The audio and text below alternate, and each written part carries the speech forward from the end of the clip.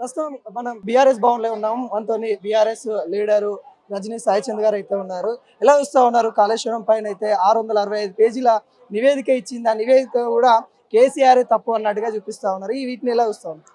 అసలు ఆ నివేదికను పూర్తి స్థాయిలో కాంగ్రెస్ పార్టీ బయట పెట్టలేదు. రెండవది, మొదటి నుంచి కూడా అక్కడ నేషనల్లో ఉన్న బీజేపీ కావచ్చు, ఇక్కడ రాష్ట్రంలో ఉన్న కాంగ్రెస్ కుమ్ముక్కయ్యి కేసీఆర్ గారి మీద కుట్ర చేయడము, బీఆర్ఎస్ పార్టీ మీద కుట్ర చేయడము, ఏదైతే చేసిన పనులను తప్పు అని తెలంగాణ ప్రజల ముందు ఏదో ఒక రూపంలో అసత్య ప్రచారం చేస్తే కేసీఆర్ గారి చరిత్రను అది చేయొచ్చు, బురద జల్లొచ్చు అని చూస్తున్నారు. అది ఎట్టి పరిస్థితిలో జరగదని చెప్పి. అంటే కేసీఆర్ పైన అంటే అక్కడ ఏదైతే మంత్రి సమావేశం అవ్వలేదు, కేబినెట్ చర్చ తీసుకోలేదు అనే విషయాలు కూడా బయటకు వస్తా ఉన్నాయి.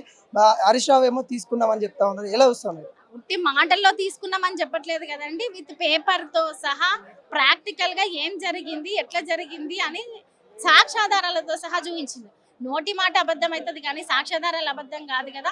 మేము నిపుణుల చేత వాళ్ళు ఇచ్చిన స్టేట్మెంట్లు కావచ్చు, వాళ్ళ సంతకాలు కావచ్చు, సిడబ్ల్యూసి వచ్చి నిర్ణయం తీసుకున్న విషయాలు కావచ్చు, ఇవన్నీ కూడా విత్ పేపర్ తో సహా ఉన్నాయి కదా. సీఎం రేవంత్ రెడ్డి గారు చూడకపోతే మేమేం చేయలేం కదండి. కేసీఆర్ గారు అరెస్ట్ అవుతారన్నది కూడా వార్త కూడా చాలా చెక్కలు కొడతా ఉంది. త్వరలో అరెస్ట్ చేస్తాము, అరెస్ట్ కాబోతా ఉన్నారన్న కూడా వార్తలు. వీటిని ఎలా చూస్తా ఉన్నారు? ఒకటే, కేసీఆర్ గారిని అరెస్ట్ చేస్తే తెలంగాణలో మరోసారి ఇంకా మరో ప్రపంచనమో యుద్ధమో చూడాల్సి ఉంటుంది. అంటే మేము ఒకటే అడుగుతున్నాం, ఎందుకు అరెస్ట్ చేస్తారు? తెలంగాణను తెచ్చినందుకు అరెస్ట్ చేస్తారా? ఎడారి లాంటి ఉన్న తెలంగాణను నీళ్ళు అందించినందుకు అరెస్ట్ చేస్తారా? ఇంటింటికి నల్ల నీళ్ళు అందించినందుకు అరెస్ట్ చేస్తారా? రైతు బంధు లాంటి పథకాలు తెచ్చినందుకు అరెస్ట్ చేస్తారా? కేసీఆర్ లాంటి కిట్టును తెచ్చి గవర్నమెంట్ హాస్పిటల్లో సైతం ప్రసవాలు 100% జరిగే ఆరోగ్యంగా పిల్లల తల్లిని ఉంచినందుకు అరెస్ట్ చేస్తారా? లేదు కాళేశ్వరము, పాలమూరు రంగారెడ్డి లాంటి అద్భుతమైన ప్రాజెక్టులు కట్టినందుకు అరెస్ట్ చేస్తారా? వెలుగులో 24 గంటలు కరెంట్ ఇచ్చినందుకు అరెస్ట్ చేస్తారా? అసలు ఎందుకు అరెస్ట్ చేస్తారని మేము అడుగుతున్నాం.